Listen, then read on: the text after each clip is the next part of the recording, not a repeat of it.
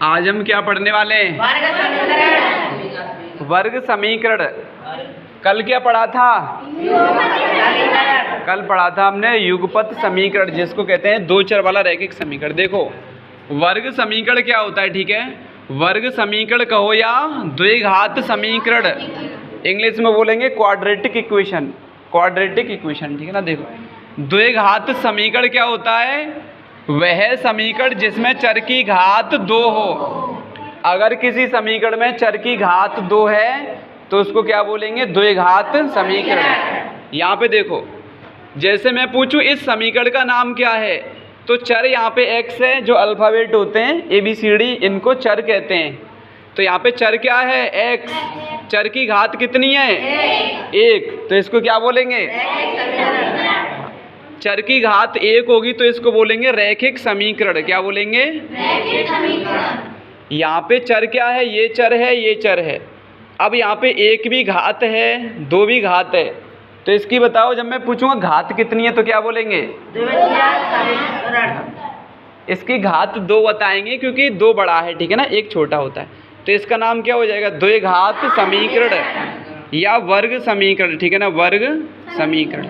वर्ग समीकरण को ही द्विघात समीकरण कहते हैं। क्या कहते हैं? मैं पूछूं इसका नाम बताओ, इसका नाम क्या है? रैखिक समीकरण, क्योंकि चर की घात कितनी है? 1। इस समीकरण का नाम क्या है? त्रिघात समीकरण। क्या है? क्यूबिक इक्वेशन, ठीक है ना, क्योंकि यहाँ पे जो चर है उसकी घात 3 है। मैं पूछूं इसका नाम क्या है? ऐसे कह सकते हैं चार घात वाला समीकरण, ठीक है ना, क्योंकि यहाँ पे चर की घात 4 है। इसका नाम क्या होगा?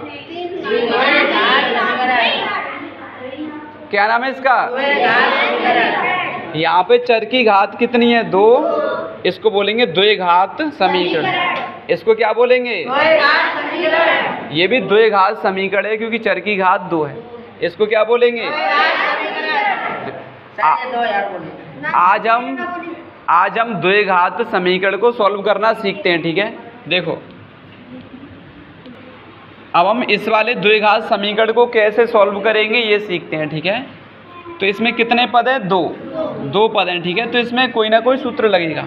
मैं इसको ऐसे कह सकता हूँ, x का स्क्वायर माइनस 9 भी किसी का स्क्वायर है, 9 किसी नंबर का स्क्वायर है, किसका? 3 का। 9 किसका स्क्वायर है? 3 का। तो मैं 9 को लिख सकता हूँ 3 का स्क्वायर। अब बताओ इसमें कौन सा सूत्र लगेगा? a square minus b square, a square minus b square. क्या सूत्र होता है? एक ब्रैकेट में a माइनस b इंटू दूसरे ब्रैकेट में a प्लस b बराबर 0।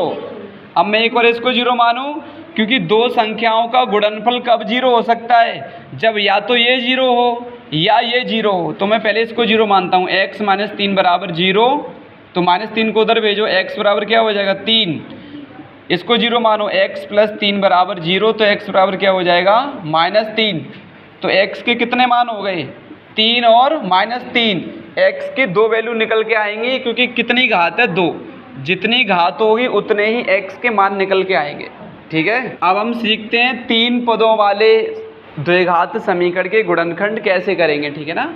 तो देखो यहाँ पे 2 पद थे तो हमने a square minus b square लगा दिया। अब 3 पद हैं तो कैसे करेंगे? 3 पद को हम 4 पदों में तोड़ेंगे। क्या करेंगे? 4 पदों में तोड़ेंगे। तो जो बीच वाला पद है ना, इसको 2 भागों में तोड़ना होता है। अब 10 के ऐसे गुणनखंड करो कि जोड़ करके 7 हो जाए। मतलब गुणा करूँ मैं 2 संख्याओं का तो 10 आए, और जोड़ूँ तो 7 हो जाए, क्योंकि पीछे किसका चिन्ह है? प्लस का।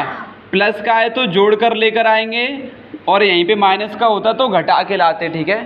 तो 10 के ऐसे फैक्टर करो कि जोड़ करके 7 हो जाए। बताओ 5 और बैठो 5 और 2। देखो अगर मैं 5 और 2 को जोड़ूंगा तो कितना मिलेगा? 7। 5 और 2 का गुणा करूंगा तो 7 मिलेगा, 10 मिलेगा। इसका अर्थ है कि मैं इसको तोड़ूं, ठीक है। देखो x स्क्वायर प्लस 7 की जगह पे मैं लिख सकता हूँ 5 दूनी 10। 5 और 2 जोड़ेंगे तो 7 ही आएगा, ठीक है। ब्रैकेट के बाहर लिखो x प्लस 10 बराबर 0, एक्स स्क्वायर प्लस x का मल्टीप्लाई करो, अंदर कितना हो जाएगा 5x प्लस x का मल्टीप्लाई करोगे तो 2x प्लस 10। 3 पद थे 4 पद बन गए, ठीक है। अब हम यहाँ से कॉमन लेंगे, तो कुछ यहाँ से कॉमन लो, कुछ यहाँ से। तो यहाँ से क्या कॉमन है x, क्या कॉमन है x, क्योंकि यहाँ पे एक्स स्क्वायर है और यहाँ पे x है, तो x कॉमन ले लिया प्लस 5x में से x कॉमन ले लिए, क्या बचा 5 बचा, ठीक है। अगर यहाँ पे प्लस है तो हमेशा प्लस कॉमन आएगा और यहाँ पे माइनस होता तो हमेशा माइनस कॉमन आएगा, ठीक है। अब 2 यहाँ पे है, क्या 10 के अंदर भी 2 है?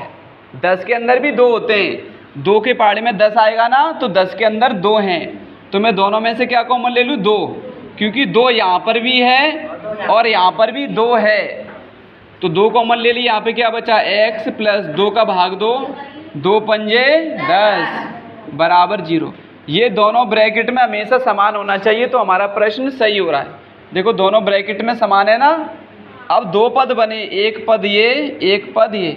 अब मैं दोनों पदों से क्या कॉमन ले लूँ x प्लस 5, दोनों पदों से ले लिया, तो यहाँ पे क्या बचा x प्लस यहाँ पे क्या बचा 2 बराबर 0। 2 संख्याओं का गुणनफल 0 कब हो सकता है? जब उनमें से ये 0 हो या ये 0 हो। मैं पहले इसको 0 मानूँ, x प्लस 5 बराबर 0, तो x बराबर प्लस 5 उधर जाएगा तो माइनस 5, x प्लस 2 बराबर 0, तो x बराबर माइनस 2। तो x के मान 2 ही निकल के आएंगे, क्योंकि 2 घात है तो x की वैल्यू 2 निकलेगी, एक ये मान निकला एक ये। इस प्रकार से हम सॉल्व करेंगे।